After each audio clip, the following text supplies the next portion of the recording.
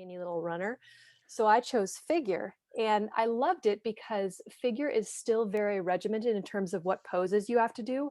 To me, it's like the best of both worlds. You still get to be muscular and strong, but you still get to look feminine and pretty. And once I did that, I did a few shows. I did my last show in 2009.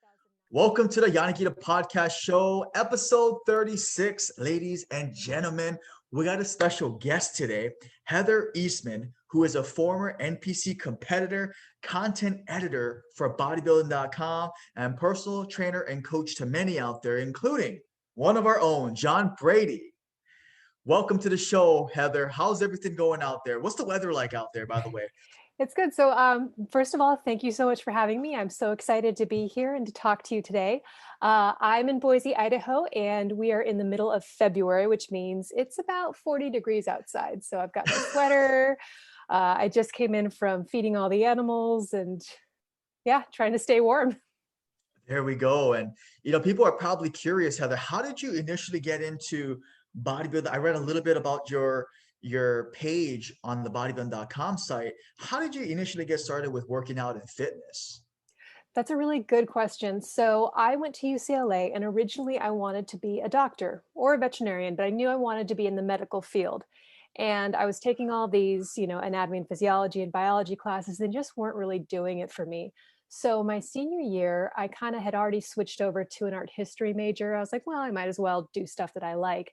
And I went to this fitness class at the John Wooden Center. And that's when I kind of fell in love with the idea of fitness. I hadn't really done any group classes before. And at the end of the class, the instructor said, if any of you want to become a personal trainer or a group fitness instructor, we're going to do a 9-month course through the university. And at the end, you get to take a test and you'll be certified to do all of the above. And I basically just said, yep, I want to do both. I did twice as many classes that I needed to do, but I ended up becoming both a group exercise instructor and a personal trainer. I still finished my degree, but I kind of left that to the side and focused all my attention on fitness, and the rest is history. Wow. So from UCLA to group fitness, personal training. And I read about your biography about how your philosophy and training changed.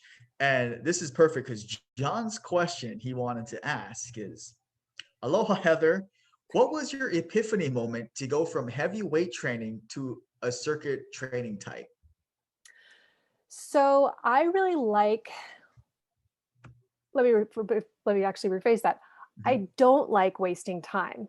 And when I was training clients, I really hated those periods of downtime where it's like, okay, lift really heavy, and then now we have to rest for a minute. And it's like, I'm a talker. I can talk anybody's ear off. And I always say personal training is, half stand-up comedy, half telling people what to do, because you want to keep your client entertained.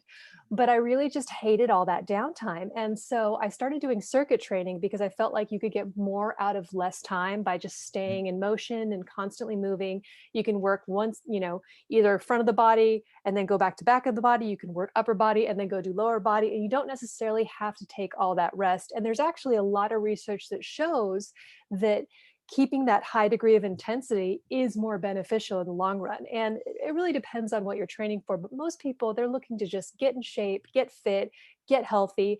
And it's the best of all worlds. It kind of combines all those goals into one really easy training format. So once I realized I didn't have to absolutely slaughter every single client with every single workout, it got to be a lot more fun and a lot more challenging.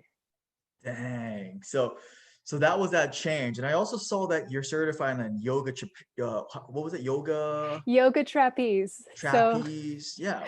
Yeah, This that is was so interesting. You're so diverse. And I know you said you were interested in CrossFit a little bit. And then you also have the NPC bodybuilding side. And it's just so diverse. That's why I'm stoked to get you on here. Thank you. Yeah, so the yoga trapeze is an interesting story. I've been a lifelong traveler. When I was 9 years old, I had the opportunity to move with my family to Spain, and we actually lived there for 6 months. So I went to school. I don't quite speak Spanish fluently anymore, but I understand it fairly fluently. And I got bit by the travel bug. So I was always looking for ways to travel. And, you see those ads on Facebook and one of the ads I kept seeing was for Yoga Trapeze. And I'm like, oh, let's click on this, see what this is. And it turns out they had a 1 week instructor training in Barcelona, Spain. So I'm like, Mm. perfect. I've already been to Spain. It's a country I'm comfortable traveling to. Let's check this out. And I didn't know what I was getting myself into. I didn't know how serious this was going to be.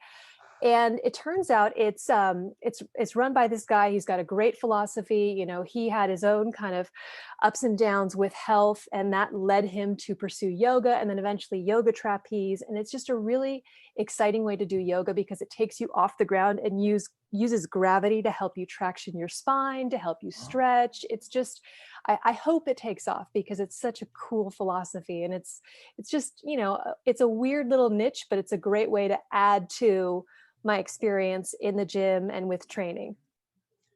wow. So was that before or after the whole, I know you said 2009, you did the NPC bodybuilding shows and all these different things. Was that, I'm guessing this was after that, This the was yoga? after, this was in 2018, January of 2018. So Oh, not wow. that long Fairly ago, recent. Yeah. actually.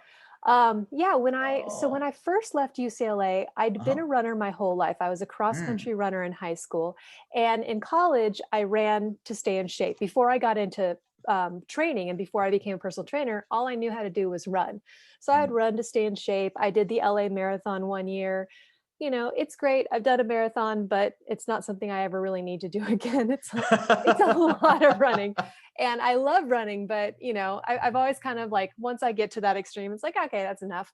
Yeah. So once I moved up to Boise and became a full-time personal trainer, anyone Yes. who's ever worked with a trainer and anyone who's ever spent any time in gym culture knows that um, bodybuilding is kind of like always in the gym. You know, you're Mm, always going to see people training for a show. You're always going to meet bodybuilders. And I fell into it kind of the same way everyone else does, where somebody just said to me, hey, you should try training for a show. And I looked at the different fields. And at the time, this was pretty early, this is 2007. Bikini really hadn't taken off yet. So really the only choice for women were bodybuilding or figure. And I mm. knew I'm tall, I'm 5'9", so I knew I didn't have the right proportions to do bodybuilding. I'd have to put on a tremendous amount of muscle, and I was a skinny little runner. So I chose figure, and I loved it because figure is still very regimented in terms of what poses you have to do. You know, it's not as quite as loose and as personality based as bikini is, but there's still a little bit more femininity. You wear the sparkly suit, you wear the heels, you get to, you know, do your hair and look really pretty. And so it's, to me, it again, it's like the best of both worlds. You still get to be muscular and strong, but you still get to look feminine and pretty. And once I did that, I did a few shows. I did my last show in 2009. And then instead of training for shows, I decided I'd rather coach people. Mm. And I actually now judge bodybuilding shows up here. We've Oh, actually got a show coming up wow. in May. So Oh my that's kind of goodness. what I'm now, you know, the one making those decisions and deciding, you Yeah. know, all the rankings and stuff like that. So it's kind of come full circle. Wow. For people listening, what what was that process like? I mean, it must have been so much discipline and regimen and just structure and meal planning, prepping, all that stuff. What was that like? Was it a like a 12-week process for you? Did you have a coach, posing, all that stuff? Because that's so cool. I mean, from doing a marathon your whole life, I mean, you're running the LA marathon and then going to the bodybuilding world. That's just Mhm. like night and day. So, It completely transformed my body, and I had to really like rethink how I moved and how I trained. It's funny because even though I ran for cardio while I was training, because I probably put on about 20, 25 pounds of muscle in those 2 years that I was doing bodybuilding. And it changed how I ran. It changed how I stood and walked. And to this day, my body's never fully gone back to that runner type body. Which is funny because now I'm about the same weight that I was when I stepped on stage for the last time, but mm, I've cut down some of my muscle and regained some body fat. So I'm kind of in this good little equilibrium that I totally dig because I don't have to work very hard for it. And if there's one thing I am, it's lazy, which you don't hear yeah. from a lot of trainers. But to answer your question, training for a bodybuilding show is one of the most intense and regimented things that you can do. And when I would train clients, I would always ask them, are you ready to have to measure and weigh every single bite of food that you eat. My last show was December 5th of 2009. And that's about 10, 15 days after Thanksgiving that year. So I remember showing up to Thanksgiving with my little Tupperware full of white fish and my little Oh my steamed green beans. goodness. And that's all I got to eat for Thanksgiving. And they asked me, because I love pumpkin, everything, pumpkin spice, pumpkin pie. And they said, oh, just have a little piece. What harm could it do? And I had to explain, you don't understand. I've been training for over a year. I started this process a year ago. And to have a piece of pumpkin pie now, 10 days before my show, no, it's not worth it, because I don't want to stand up on that stage knowing that I could have not had that pie and looked better. So Mm. for some people, it can be an incredibly grueling mental experience because you do have to commit so fully. But what I found is similar to the marathon. Once you're committed and you know that it's going to be extreme, but you're all in, you just do it. I like that. Oh my gosh. And this is crazy about the food and everything. So is there like an assessment that you do with people, especially if they want to do a show, which is completely different from just usual body fat or increasing strength? Mm-hmm. What are some things you look for? So I love that question, because that's something that I really have really prided myself on studying more of as a coach and as a judge. In bodybuilding and in figure, we look for what's called like an X body type. So you want the top Mm. of the body to match, and you kind of want a nice big upper body that tapers to a narrow waist, and then nice kind of big even legs. And you always, you should be able to put your hand up and compare the top and the bottom. And does the top match the bottom? Does the left match the right? So you're looking at symmetry, you're looking at total muscularity. So when someone's coming in to train for a show for the first time, the first thing I do is I kind of assess them as if they're going to be on stage. And I look at their body and say, okay, your shoulders look good, but your lats are too small, or your lats look good, but your arms are too small. And the coolest thing about building muscle, and you probably already know this, is you can actually spot build. Now, a lot of people, when they want to lose fat, they want to spot reduce, and that's not possible. You can't really lose fat from certain areas of your body, because you kind of have to lose it all over. But when you're building muscle, you can choose where you build that muscle. So if you need to work on your shoulders, you can specifically train your shoulders and make them bigger. If you need to work on your legs, you can specifically train your legs and make them bigger. So you can choose where you put that muscle. And that's the first thing I do with clients, is say, okay, we need to focus more of our attention on these areas. And then as far as nutrition, when you're building, you're making sure you have enough calories to build that extra muscle. I always say, which team's going to build the house faster? It's the team that has the more wood, right? So Yes. which person's going to build muscle faster? It's the person that has the fuel, that's taking in the fuel to actually build muscle. So you want to make sure you're getting enough calories for that. The whole dirty bulk thing is a myth. You can't just eat whatever you want. You don't have to gain fat to gain muscle. They're actually coming out with more and more research that shows that the cleaner you eat when you're building, the better your protein synthesis and the more muscle you can put on, and the more fat you'll lose too. So that's why I say, people, like, if you're going to do a show, commit to minimum 6 months, but probably at least a year, because you want to spend that time building that clean muscle first. And then when you go to reduce, it doesn't have to be nearly as extreme. And then once you kind of get into that cutting phase, then you start playing around with, okay, we're going to take away carbohydrates. We're going to probably boost protein a little bit.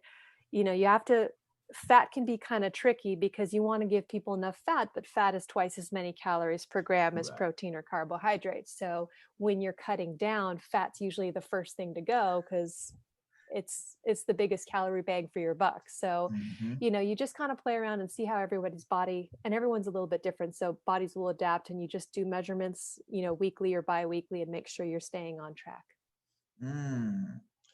And then, so right now, I know you're saying you're working full time at was it at bodybuilding.com Yep. as a trainer, content So editor? I'm a senior content editor at bodybuilding.com. Mm-hmm. I'm the co-host of the Bodybuilding.com podcast. So Hey, this is shout fun for me, out. because I don't have to ask questions. I just get to answer them.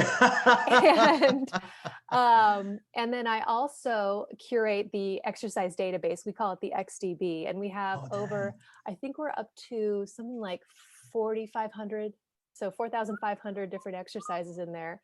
Wow. I name them, I do the descriptions. If you've ever clicked on an exercise, you probably recognize my voice because my voice is the voiceover Oh, dang. That's so voice. awesome. Oh my goodness. Yeah, so I do a Thinking lot about over it. there. Wow.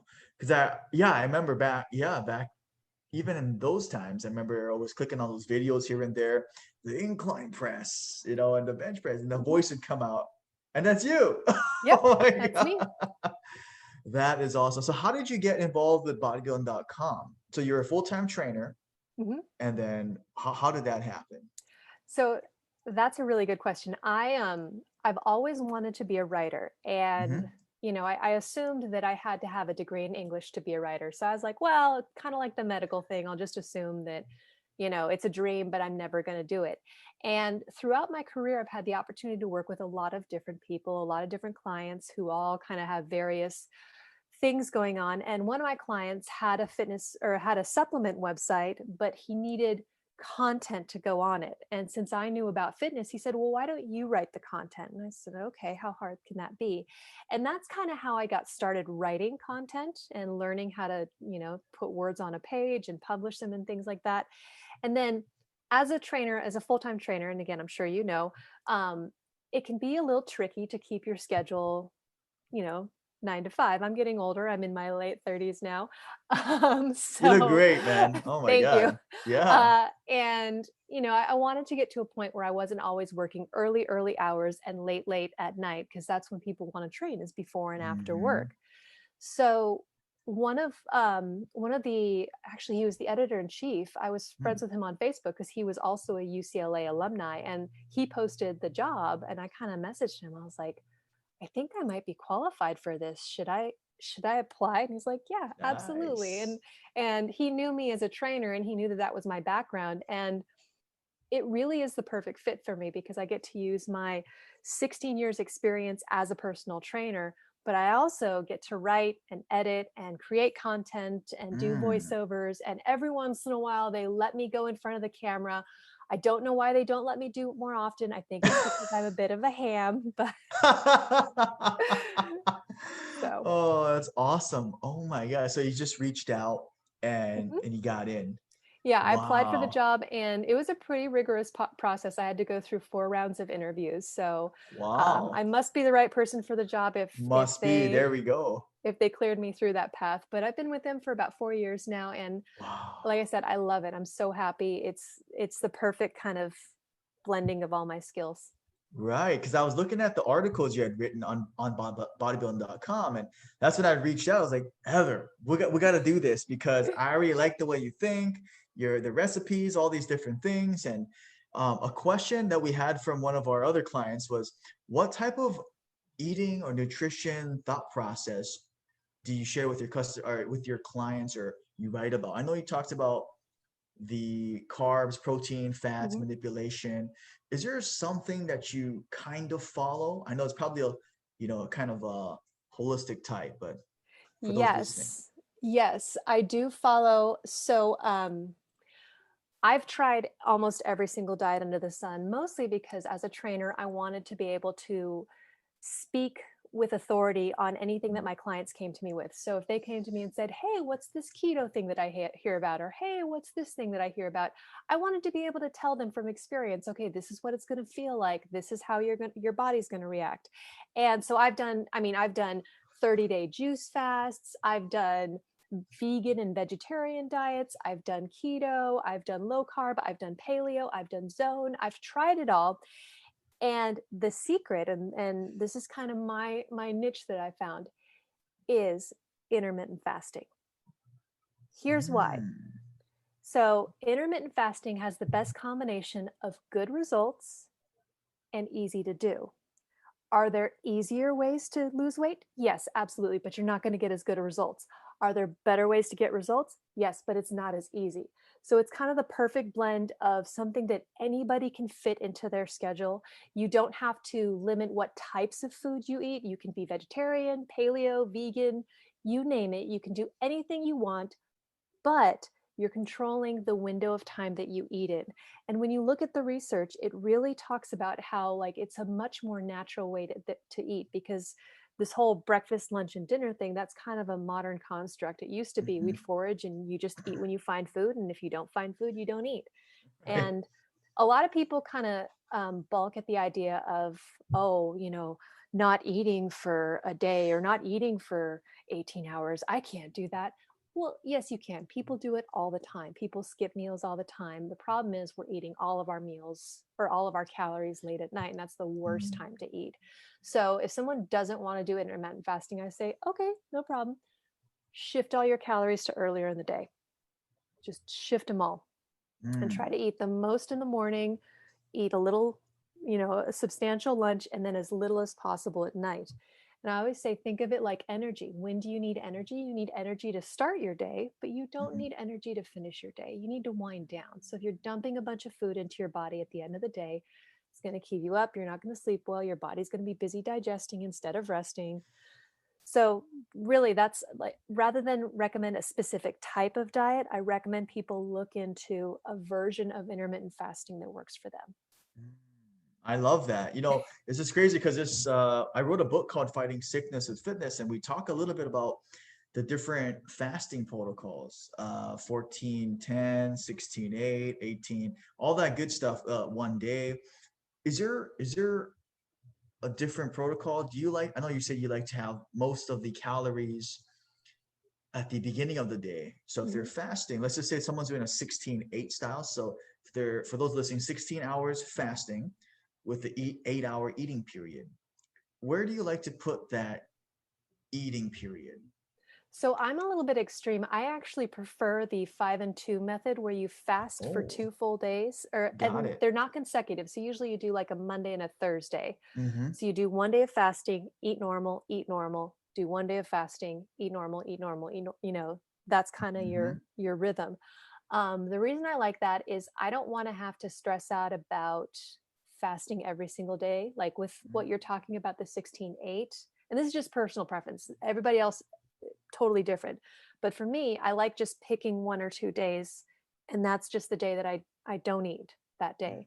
And when I say don't eat, I mean I'll have maybe a quarter of what a normal calorie intake would be. So if normally I eat 2,000 calories, I'll eat no more than 500 that day. So I'm not truly fasting, but I'm not really focusing on eating. Mm-hmm. And I like it because it means I only have to think about it for one day at a time. Mm-hmm. If I get way too hungry that day or way too like I'm craving something, I just tell myself I can have it the next day. And I've recommended that particular protocol to clients, and they like Mm-hmm. it for that reason too, that all you have to do is get through that one day. You can literally wake up the next morning and have that cookie if you want to, and it's totally fine. You don't have Mm-hmm. to worry about it. And usually what will happen is after a full day of fasting, you'll notice that your cravings go down substantially. And what you were craving like crazy the night before, so much that you couldn't even think about anything else, you're Mm-hmm. not going to crave it as much the next morning. And nobody believes me until they try it. And then once they try it and they see, then it, you get And they're a hooked. believer. Yeah. Mhm. So for somebody who has never done any type of fasting, how would you recommend them to start or ease into fasting? Or would you just be I like, just jump right into it? I would say it depends on kind of what type of blood sugar type you are. If you're someone Mm, who gets really low blood sugar, I would say you just want to start out with like a good solid source of protein in the morning, maybe like a hard-boiled egg, just to kind of make sure you're keeping your blood sugar even. And then plan on a protein shake at lunch, and then scooch into the evening and dinner time, and be prepared that you might just have to go to bed early that night. And there's nothing wrong with that. Um, I rely very heavily on like hot tea, coffee, mm, water, things like that, just to keep your belly full. And then never, ever, ever try to start a fast on a day off. Always do it when you're working. Do it on the day that you're busy, when you've got other stuff going on to distract you, because that's where you'll you'll always hit that wall when you're thinking about it. But if you're not thinking about it, you can usually get through it. That's a great piece of advice. Doing it on the day that you're really busy, so it's not on the top of mind. Like I gotta just sitting down, I gotta eat something. Versus like, okay, I gotta go do this, I gotta go talk to this client, I gotta go see this. That's a great piece of Yeah, advice pick and your busiest day. Do it on your busiest day for sure. busiest day to start. I like that. And this is going back to John Brady. I love this guy. One more question from him. He said, also, what advice would you give to clients of trainers? Not that I'll listen, smiley face. John, he really talks highly of you, man. Oh, John, I trained him. He was one of my earliest clients when I first started working for Gold's Gym back in, Oh, I want to that's where say you were. 2007. Got it. That's where I started. And then in 2009, so I worked there for 2 years and then moved out and started training on my own. Mhm. No, that must have been 2010. Anyway, but he followed me and he and I trained together basically until he moved and until he left and left me behind and went to Hawaii without me. Hey, you're always welcome now. You got a gym to work out at. Yeah. You can come anytime. He assures me I can always come to visit. One of these days I'll find a free moment. But to answer your question, John, the advice I give to clients of other trainers is you hired that trainer for a reason. You hired them to keep you motivated and to help you stay fit and stay on task in a way that maybe you couldn't do on your own. So, even if a trainer is recommending something that's maybe not your cup of tea, there's usually a reason behind it. And any good trainer is going to give you that reason if you ask. So you're more than welcome to push back. Chances are they're going to have an answer for you if you do. So don't be afraid to ask questions, but also don't be afraid to follow their advice. John, I love that. I could just hear him watching this, just smiling like, yeah, Heather. Mhm. Oh my gosh. And Heather, this is just something I love asking other people who are very active and busy and just people who are just always going. What do you do on the days where everything just kind of feels like a funk, where you feel like, oh man, just there's that feeling of like I feel stuck mentally, nothing's coming to me. What do you do on those days? Like it might be really rare, but like for me, for instance, when I get those days, I might go out and do a run, cold shower, do something, maybe change up what I'm eating. What are some things that you like to do on those days? So, first of all, I always try to pay attention to what gets me into a funk. I've Mm, discovered that I'm very sensitive to sugar. If I eat too mm, much sugar, my mood will go down. I'll get grumpy and cranky. I won't sleep as well. So, I'm not perfect. I eat things that have sugar with them every once in a while, and that's usually what can start that funky feeling. Um, my number one tip is if you have a bad meal or you're kind of in a little bit of a slide, eat something healthy. My go-to, I love vegetables, I love salads, I love roasted mm, vegetables. So just eat something that's a vegetable and kind of mm. clean your body out, clean your palate, you know. It's also helpful if you find yourself kind of binging those like TV snacks, if you're Yeah. sitting there just eating popcorn, chips, what cookies, whatever, and you can't stop, go grab a bag of carrot sticks or celery or something and start munching on those and get your body to kind of reset itself. So that's one thing as far as food. And then if it's just a low energy day, I mean, there's something to be said for sunlight and exercise outside. If I can get outside Mm. and just breathe fresh air, especially the year that we just had where we were all stuck inside and we felt like we had to stay inside. Well, no, you don't Yes. have to stay inside. You know, you can still get out. Even if you live in an apartment, there's still a window that you can open. There's still, a porch or a balcony that you can go out to. Just go outside, get some sunshine on your face, breathe in and out a few times. I love studying meditation and mindfulness and breathing. And they talk about, it all starts with breathing in the sense that when you get angry or frustrated or scared, the first thing that changes is your breathing. If you Mm. start breathing fast, you start feeling things. So if you can slow your breathing down or take nice big deep breaths, especially if you're anxious, especially if you're having a bad day, I mean that'll turn things around almost instantly. Wow. And so these things, where did you get these from? Were they just more experience, or was there some sort of like a group of people, or like a teacher, a mentor, father, someone like that that kind of this is great advice, like breathing, uh it's so simple, but you're so right, because it's not something that everybody does. Like what you said, people hold their breath, like, right? And that's so true. Mm-hmm. Um, is there any articles or books that you're a big fan of? Oh gosh. I'm constantly either reading or listening to a book on tape. Mm. And I got really into mindset books in the past couple of years, and kind of Oh. because if you think about it, we've got cell phones, and they're basically little computers that connect us to the internet, and you really have Mhm. control over what you put into your head.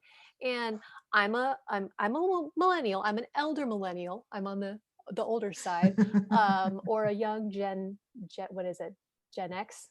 Right, right. um, Gen X. so I'm very, very prone to things like anxiety, existential dread, all those things. And I find that consuming positive things and being aware of how much power your thoughts have over you, Mm.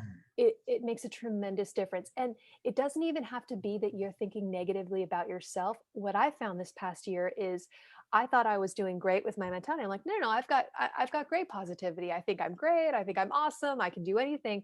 But then what I found out is I was having a lot of negativity about other people, or a negativity about people who'd upset me or hurt me or made me mad, and I would think about that all the time. So even though it wasn't me, it was everybody else. And I recently got into, there's this book called Think Like a Monk by Jay Shetty. Love And Jay Shetty. he's phenomenal. Like, I've been kind of watching him over the past couple of years, and he just released his book this past year. And I've probably listened to it 3 or 4 times now. And it just talks about, getting your thoughts in order. And one of the best takeaways, I don't know if it was explicitly in that book or just kind of in studying mindfulness in general, is you always choose how you can react to things. Nothing ever happens to you. Like, Mm. nothing in this world happens to you. Things happen and you react. And that's a very monk mindset, because we all want to think things happen to me. I'm in the center of my universe. This is happening to me. No, no. Things happen and you can choose how you react. I love that. Oh my goodness. So mindset books. And so like it's so incredible because I've only started reading maybe just 4 or 5 years ago. And I've just like what you're doing, this that whole feeding your mind and all this stuff. And have you heard about Robin Sharma or any of these other guys too? Uh, the popular like Tony Robbins, Tony Robbins, the yep, yep. yeah, all these guys. That's incredible. Jay Mhm. Shetty. What was the book Mhm. title again that you just shared with everybody? Think Like a Monk. Think Like a Monk. Yes, it's a fantastic Got it. book. I highly recommend it. I've also gotten really into habits. So there's a couple of Oh. a couple of good books out there. There's oh gosh, The Compound Effect, which is all about how little habits compound over time, and they can Mm, compound negatively or they can compound positively. So one of the examples he uses in that book is, you can be a millionaire, but if you're mm, spending more money that you make, over time, you're going to lose all your money. Or you mm, can be earning minimum wage, but if you're making more money than you spend, over time you will become wealthy. And we always think it has to be like, I have to start out a millionaire, or I have to, no, little things that you do every single day over time will lead to great results. And then the other really great book that I absolutely love, a book by James Clear, is called Atomic Habits. James Clear. Yeah. Yes, Atomic yes. Habits. Put the That's toothpaste right in front of you. That's a great book. I Yeah. love that book. I've, again, probably listened to that 4 or 5 times by now, and I always get something Nice. new out of it. And my favorite thing is he talks about, little. You don't have to do the whole habit. You just have to overcome that initial friction. So don't make yourself go for a run and then assume you're a failure if you don't go for a run. Just start by putting Mm, on your running shoes, and if you do mm. that enough times, eventually you'll go for a run. Here we go. Or he Yeah. said, like, go to the gym, but don't let yourself stay there for any longer than 5 minutes. Well, eventually the effort of going to the gym you're going to finally realize I might as well work out because I'm already here. I like that. See, that's such a powerful mindset. And just like with like nutrition and everything, where it's like, instead of like completely changing the nutrition, just eat that apple. Eat Just that eat apple. that apple. Yeah, I love that. Atomic Habits. That's Atomic another Habits. great Yep. book for people listening. Atomic Habits. And one of the easiest things to do with nutrition, since you brought it up, Mm-hmm. drink a big glass of water. Make that the first thing you do before you do anything else. Love it. Big glass of water. Put it next to your bed if you have to. Oh, some dimes, man.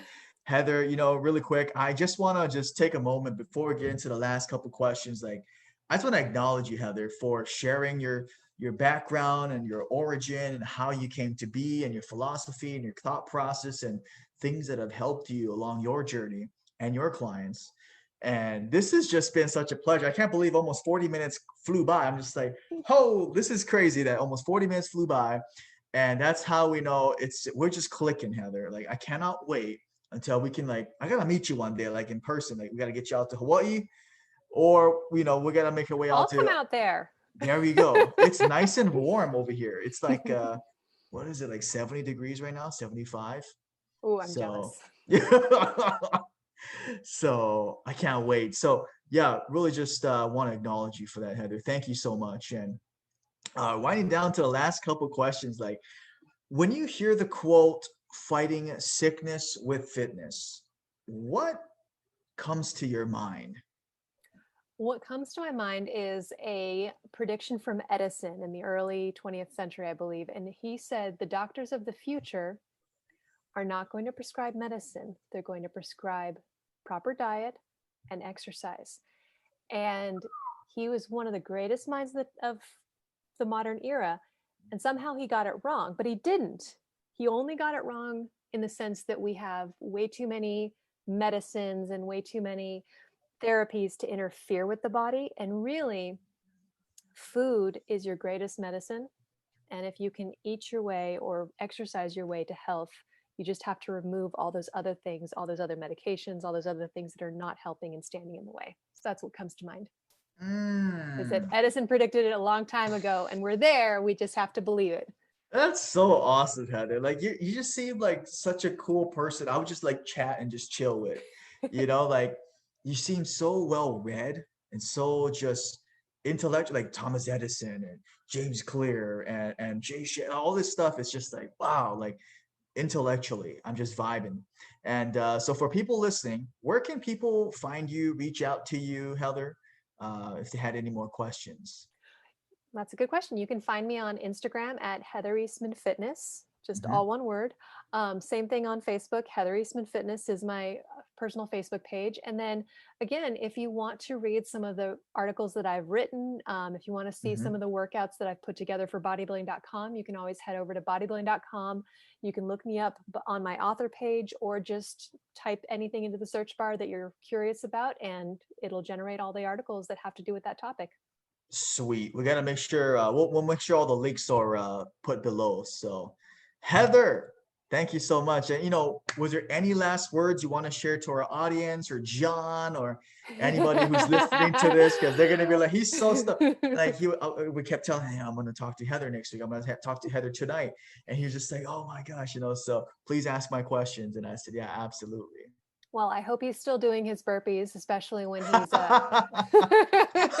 and I gotta say, he said, is that all you got? Is that all you got? Yep, exactly. Yeah. My favorite is when a client pushes back, because it can be so much fun. And like I said, I trained him for over 10 years. Like, he's almost like family at this point. So it's good to hear that he's doing well. And I feel like I got to say everything I wanted to say. Mostly, I just wanted to say thank you for having me, for taking this time to chat with me. And, I look forward to maybe meeting you in person one day.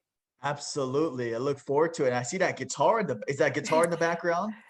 So that was my Christmas present. I would show you more, Oh. except there's like a pile of unfolded clothes right here. But that was my Christmas present to my husband this year. Oh, beautiful. Yeah. Beautiful. So he has a guitar, mine's in the other room, and every once in a while we jam out together.